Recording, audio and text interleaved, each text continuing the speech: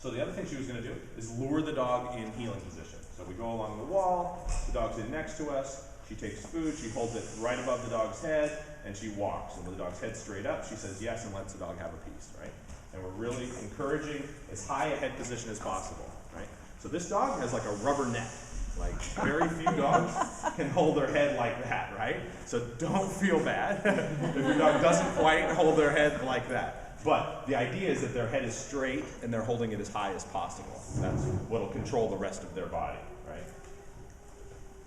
And you're going to lure like this, and as that gets better and better, you guys going forward, again, this is just to sort of preview what you're going to do, which you'll see how she puts her hand back behind her body. So just do it standing still, Liz.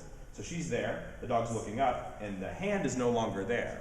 She reaches behind, she'll get the dog standing, and then she stands next to the dog and rewards above the dog's head, right? With her hand kind of tucked back behind her, so the dog's not looking at her hand anymore. Because the transition initially from luring is the dog's following your hand, but eventually we want the dog to look at us. So she says, watch or look, and the dog looks up at her, she says yes, and pops the reward from behind the dog's head.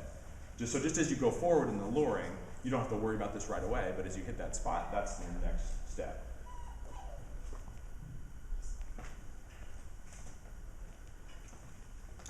But for the purposes of this class, you guys are all doing pre-heeling work, which is just with the lure.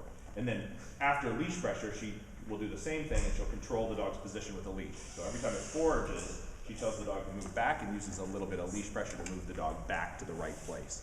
And then she makes the dog hold that position for a couple of steps before she goes anywhere. So now she's got the leash. Good. If the dog's position stays correct, meaning the dog's legs are even with hers, and she's looking up, then she's got it. If the dog starts to forage or get in front of her, she just uses a little leash pressure to move the dog backwards. Good.